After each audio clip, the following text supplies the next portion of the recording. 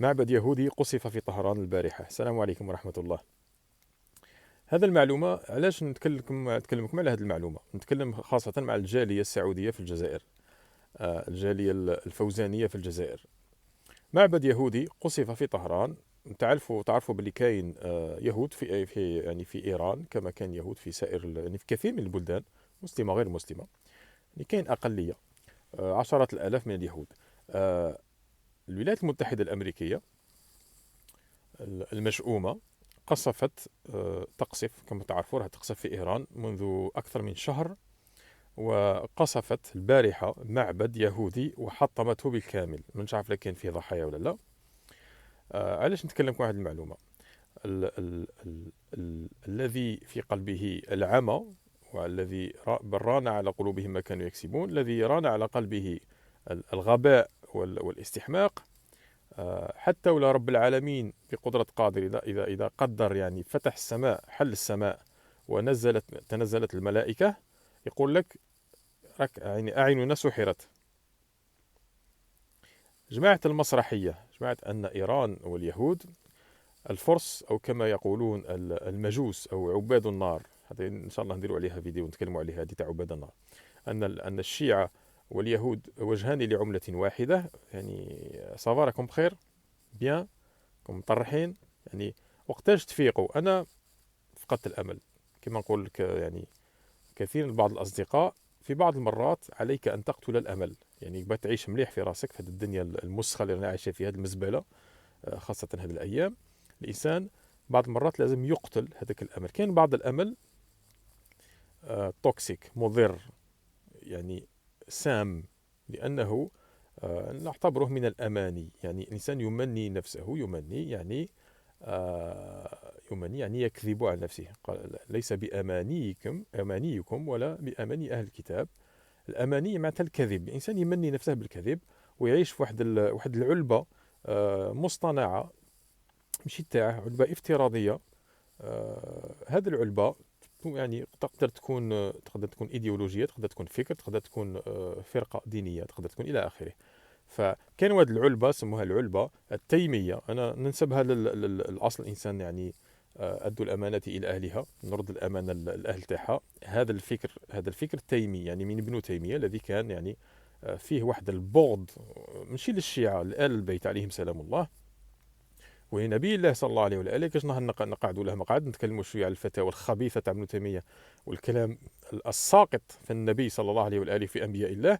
ولكن ما يقدرش يدنا للنبي صلى الله عليه وآله. اش يدير؟ يفوت يعني يخادع، فيتكلم على الامام علي، يتكلم على الامام الحسين كذا. ومن بعد يعني يخاف، لان كي كان يتكلم وكان منبوذ من كل المسلمين، كان يعني ينافق. فاش يدير؟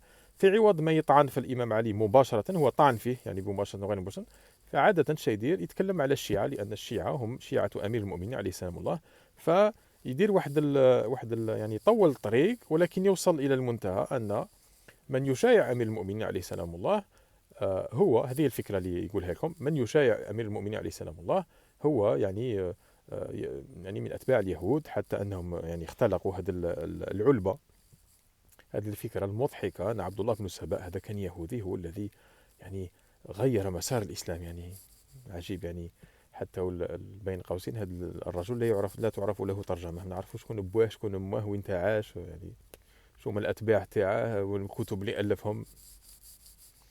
يعني دين قائم على الكذب. واليوم يعني بعد آلاف، يعني أكثر من 1000 سنة من هذا الكذب تاع ابن تيمية، ولا ربما هو جاء في القرن الثامن، يعني بعد 4 قرون ولا شحال، وخمسة 6 قرون من هلاك التيمي الحراني. اليوم نشوفه في الواقع وليس في المواقع، كما يقولوا الجماعة. نشوفوا باللي بنو إسرائيل الدجال يقصف معبد يهودي. فإذا كان يقصف معبد يهودي، فهمونا بالله عليكم، فهمونا. حابين نعرفوا هذه العلبة اللي راكم فيها. يعني راكم بلوا عليكم مع الفوعة، مع العقارب، مع مانيش نفهم حقيقة. ما وليت ما نفهمش راسي، حبسته لي. إلى متى يعني هذا الكذب على النفس؟ يعني إلى متى تمنون أنفسكم أن اليهود والشيعة عملة وجهان لعملة واحدة. شنو هذه العملة؟ يعني عملة شتاه؟ يقول لك يعني ضرب الإسلام، ها هما قصفوا اليهود. يعني اليهود قصفوا اليهود. آه، المشكل اللي عندكم ليس مع إيران، المشكل اللي عندكم ليس مع الشيعة، المشكل والشنآن والبغض اللي عندكم مع أمير المؤمنين عليه سلام الله، ومع أمر الله ورسوله في أمير المؤمنين. لأنه لولا نبي الله صلى الله عليه وآله ما عرفنا أمير المؤمنين، ولا عرفنا الإسلام، ولا عرفنا شيء. فالذي يطعن في أمر الله ورسوله هذا محله من الإعراب كيفاش؟ بغض النظر عن الشيعة وإيران وعباد النار والمجوس وعبد الله بن سبأ وهذا العلب هذا الفارغة، علب اليهود، علب الحرانيين. بغض النظر عن هذه الأمور، يعني النبي صلى الله عليه وآله ثابت في الآثار عند كل المسلمين، قال يا علي إن أمتي ستغدر بك بعدي. واليوم رانا عايشين الغدر حتى اليوم. شوف سبحان الله، يا علي لا يحبك إلا مؤمن ولا يبغضك إلا منافق أو سيء المنشأ، وذا الحرام. يعني تحب تقعد في هذه العلبة تاع ولاد الحرام، ولا تحب يعني تدخل مع المؤمنين؟ لا يحبك إلا مؤمن ولا يبغضك إلا منافق. لا عندكم شك، فتحوا يعني فضائل الإمام علي عند النسائي. النسائي عالم سني أهل السنة والجماعة. قروا الفضائل الإمام علي عند بين قوسين الإمام أحمد بن حنبل. يعني لما هذا البغض في الإمام علي؟ لأنه فتنة، كما كانت يعني ناقة صالح فتنة في ثمود، كما كان هارون عليه سلام الله وعلى صالح سلام الله فتنة في بني إسرائيل لما اتخذوا العجل وكادوا يقتلونه، وبقى معهم حتى لا يتفرق المسلمين ولا يتفرق الإسلام في ذلك الوقت. فعلي بن أبي طالب عليه سلام الله هو فتنة المسلمين بعد نبي الله صلى الله عليه وآله. ألا إن أمتي ستغدر بك بعدي، كما قال له في حديث آخر صلى الله عليه وآله: ضغائن في صدور قوم لن يبدوها لك إلا من بعدي. كاين واحد البغض، واحد الكره عند بعض الناس، ماش يتكلم على المجوس ولا على النصارى الإفرنج، يتكلم على الصحابة اللي كانوا عايشين ذاك الوقت. ضغائن في صدور ناس لن يبدوها لك إلا من بعدي. كان النبي صلى الله عليه وآله سترة الإمام علي، لما استشهد النبي صلى الله عليه وآله بانت الضغينة، بان الحقد. وهذا الحقد هو حقد منافق، لا يحبك إلا مؤمن ولا يبغضك إلا منافق. هذا هو الميزان، هذا ميزان السماء وميزان محمد صلى الله عليه وآله.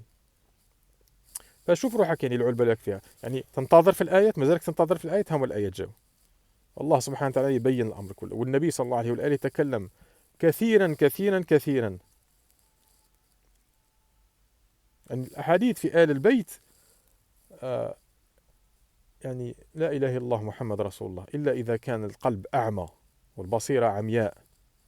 أحاديث يعني في القرآن: قل لا أسألكم عليه مودة أجرا إلا المودة في القربى.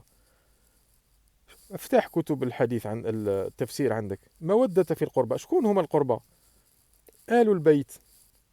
المسألة ليست في المجوس والعباد النار. ما كانش واحد من الإيرانيين يعبد النار اليوم، يعني الكذب هذا. عندكم واحد الكذب كما في إيران عندهم واحد العبارة، يقول لك كذبة عندها قرون، يعني كبيرة.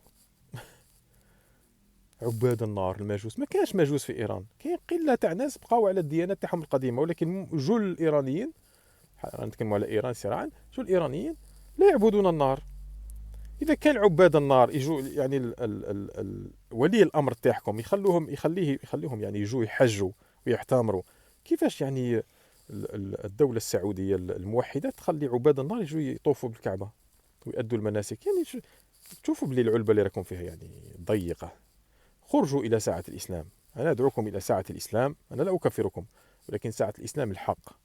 خرجوا من هذا الضيق ومن هذا الكذب ومن هذا الأماني إلى رحمة نبي الله صلى الله عليه وآله وآل بيته، لأنهم نقلوا عنه الرحمة: وما أرسلناك إلا رحمة للعالمين، تركت فيكم ما إن تمسكتم به فلن تضلوا من بعد أبدا، كتاب الله وعترتي آل بيتي، وإنهما لن يتفرقا حتى يرد علي الحوض، وإنهما لن يتفرقا حتى يرد علي الحوض إلى يوم القيامة. سأل الله سبحانه وتعالى أن يخرجكم من هذه العلبة، القابسة هذه اللي فيها العقارب والأفاعي، ويخرجكم إلى النور وإلى الرحمة وإلى السعة. اللهم صل على محمد وآل محمد في العالمين، والسلام عليكم.